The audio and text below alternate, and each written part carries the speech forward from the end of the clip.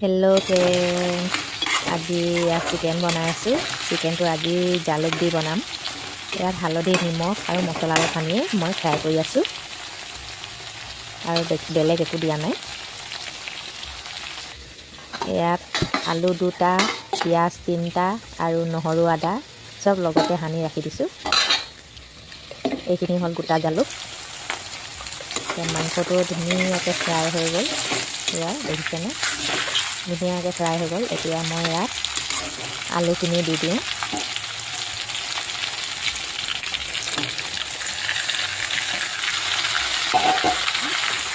সেইখিনি এতিয়া ভালকৈ লৰাই নহৰু কেঁচা গোন্ধটো যাবলৈ দিম, আলুটোৱে সিজিবলৈ দিওঁ। এতিয়া ভালকৈ লৰাই ঢাকনখন লগাই দিওঁ। তাতটো দিবলৈ পাহৰিছিলোঁ আৰু দি দিছোঁ। এনেকুৱা ঠাণ্ডা বতৰত মাজে মাজে জালুক দি মাংসটো খাবলৈ খুবেই ভাল লাগে। ৰুটিৰ লগতে খাম বুলি ভাবিছোঁ। আজি ৰুটিয়ে বনাম। এয়া হৈ থাকক।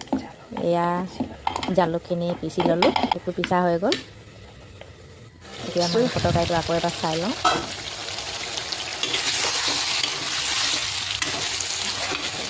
ধুনীয়াকৈ হৈ গ'ল, আলুও সিজি গ'ল। এতিয়া ইয়াত মই জালুকখিনি দি দিম। জালুকখিনিত মই পানী অলপ মিলাই ৰাখি দিছিলোঁ, ঢালি দিছোঁ।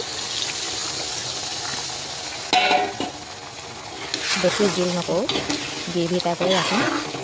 এতিয়া মাংসটো সিজিবলৈ দিম। অলপ ভালকৈ মছলাটো সিজিবলৈ দিম। ঢাকনখন লগাই দিছোঁ, অলপ দেৰি ৰাখি দিওঁ। এতিয়া আটাখিনি মাৰি লওঁ। এয়া নিমখ দি লৈছোঁ। মই আটা মাকিলে উতলা গৰম পানী দিয়ে মাকোঁ, তেতিয়া ৰুটিটো কোমলো হয়, খাবলৈও ভাল হয়। মাতি লোৱা হৈ গ'ল। মাংসটো আকৌ এবাৰ চাই লৈছোঁ। ধুনীয়া হৈ গৈছে, ইমানেই ধুনীয়া গোন্ধ এটা আহিছে।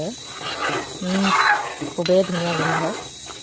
ৰুটিৰ লগত খাবলৈ খুবেই ভাল লাগিব। গ্ৰেভি টাইপৰ এনেকৈ কৰি ৰাখি দিম, বেছি জুলীয়া নকৰোঁ। ঠাণ্ডা হৈ গ'লে আৰু ডাঠ হৈ যাব। ধুনীয়াকৈ সিজি গ'ল। এতিয়া ৰুটিকেইখন বনাই লওঁ। মাংস তৰকাৰীৰ লগত শুকান ৰুটি খাই খুবেই ভাল লাগে।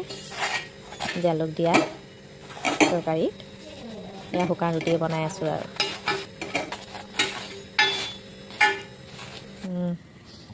এতিয়া খাই লওঁগৈ আৰু। আজিলৈ ইমানতে ভিডিঅ'টি। বাই।